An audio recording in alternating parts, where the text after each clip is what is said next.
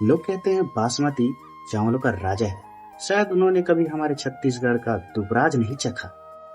सिर्फ इसके छोटे दाने मत देखिएगा, इसे हमारे भारत सरकार से मिला हुआ है जीआई टैग। इसका मतलब ये है कि यह जो धान की वैरायटी है वो हमारे सिर्फ नगरीय क्षेत्र में ही हो सकती है। अगर इसे आप किसी और एरिया या कोई भी क्षेत्र में लगाते हैं तो इसमें वो अरोमा, वो खुशबू, वो स्वाद नहीं आता। सो इसीलिए इसे हमारे नगरीय क्षेत्र के लिए ही जीआई टैग दिया गया है। बासमती लंबा होता है पर दुबराज सुगंध में बहुत तीखा होता है। और कमाल की बात तो ये बनती है कि बासमती से दुबराज का ग्लाइकोलिक इंडेक्स बहुत कम है, मतलब स्वाद के साथ साथ आपका सेहत भी बनता है।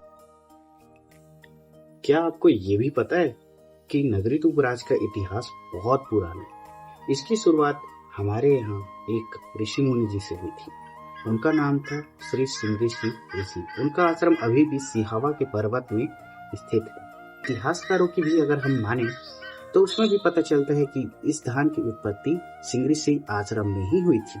यह सिर्फ एक फसल नहीं है, ये हमारे छत्तीसगढ़ की एक धरोहर है, ये इतिहास है। इसे उगाना इतना आसान भी नहीं है दोस्तों। इसे उगाने के लिए बहुत ही एक्सपीरियंस किसानों की जरूरत होती है, क्योंकि इसके पौधे काफी लंबे होते हैं। लंबे मतलब 4 से 4.5-5 फीट तक के लंबे हो जाते हैं। मैं फोटो लगा दूंगा। और हाँ दोस्तों, इसमें भी 3 वैरायटीज होती हैं। मुझे जहां तक पता चला, ये रिपोर्ट्स में नहीं है, मुझे लोकली तौर पे पता चला मेरे पूर्वजों से, मेरे दादा दादियों से, कि ये भी 3 प्रकार के होते हैं। एक मोटा दुबराज होता है, उसे हम भैंसा दुबराज कहते हैं, और एक पतला दुबराज होता है जो कि झिल्ली दुबराज होता है। जो भैंसा दुबराज होता है वो दाने में थोड़ा मोटा होता है और उसका सेंड भी थोड़ा कम होता है, बट उत्पादन उसका अच्छा आता है। वैसे ही झिल्ली दुबराज होता है। झिल्ली दुबराज से आपको पता चल रहा होगा कि ये सबसे पतला दाना होता है, से उत्तम माना जाता है। इसकी खासियत ये है कि वो पकने में भी बहुत अच्छा होता है। वो एकदम पतला, एकदम और छोटा दाना होता है, उसे पकाना भी आसान है। और तीसरी वैरायटी के बारे में मुझे नहीं पता, जैसे ही पता चलेगा मैं आपको बता दूंगा। और हाँ दोस्तों, इसे उगाना एक तो परेशानी है कि ये लंबा है, और एक और परेशानी है, क्या परेशानी नहीं कहेंगे इसे अच्छा ही कहेंगे। इसे हमारे को नुकसान नहीं होता। ये सिर्फ जैविक तौर पे ही होता है। अगर आप इसे केमिकल में करना भी चाहें तो ये इतना लंबा हो जाएगा कि आप इसका ग्रोथ को संभाल नहीं पाएंगे और गिर जाएगा और खराब हो जाएगा। ये दूसरी बात ये भी है कि इसमें वो सेंट और टेस्ट आ ही नहीं पाएगा। इसमें यही खासियत है कि इसे जैविक तौर पे ही किया जा सकता है, वरना इसकी खुशबू और अरोमा चली जाएगी। और एक बात तो और है, मैं आपको बता देता हूँ, मैं हूँ लोकल नगरी एरिया का, मतलब जहाँ हमारे दुबराज धान की उत्पत्ति होती है, जहाँ किसानी होती है।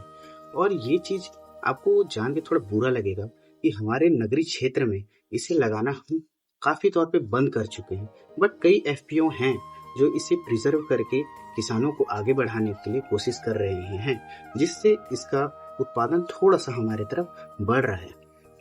पर इसमें एक और दिक्कत आ रही है कि हमारे एरिया में जितने भी खेत हैं सब केमिकल तौर पे खराब हो चुके हैं।